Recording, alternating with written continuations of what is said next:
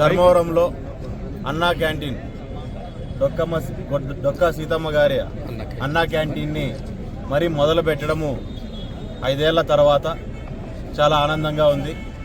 ఎందుకంటే గత 5 ఏళ్లలో అన్నా క్యాంటీన్లు రాష్ట్ర వ్యాప్తంగా ప్రతి చోట ఉన్న అన్నా క్యాంటీన్ అన్నింటినీ పూర్తి స్థాయిలో మూత వేపించిన తర్వాత ఎక్కడికక్కడ ప్రజలు వారు ముందుకొచ్చి అన్న ఎన్టీఆర్ గారి పేరు మీద మేము భోజనాలు ప్రజలకు పేద ప్రజలకు మేము పెడతాము అంటూ ప్రజలంతా ముందుకొచ్చిన పరిస్థితిని చైతన్యవంతులై ఆ పరిస్థితిని చూసాము.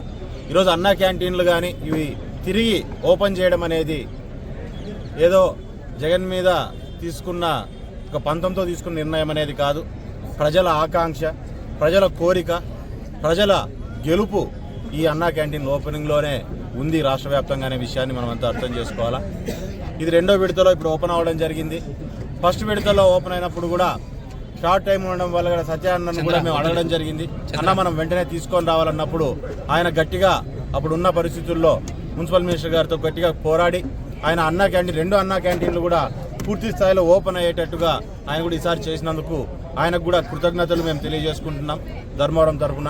ఎందుకంటే గత ఇక్కడ నేను ఒకరినే కాదు, ప్రజలందరూ చాలామంది ఆ రోజు భోజనాలు పెట్టాలంటే ప్రతి ఒక్కరు ముందుకొచ్చి ఈరోజు మా పాప బర్త్డే, నా కొడుకు ఈరోజు పుట్టినరోజు, నా పెద్దల పేరు మా ఇంట్లో మా నాన్న పేరు మీద పెడుతున్నాము, నేను మా పెళ్లి రోజు అంటూ ఇంట్లో శుభకార్యాలన్నీ ప్రజలందరితో కలిసి మేము జరుపుకుంటాము అనే రీతిలో ప్రజలందరూ బయటకు వచ్చారు. కాబట్టి ఈరోజు మీరు తీసుకున్న ఈ నిర్ణయము, మీరు చేసిన కష్టము, ఈరోజు ఈ 2 అన్నా క్యాంటీన్లు ఓపెన్ చేయడానికి మీరు పెట్టిన కృషి అనేది ఈరోజు ప్రజలకందరికీ ప్రజల కోసమని చెప్పి మీరు చేసిన పనిగానే మేము భావిస్తున్నాము.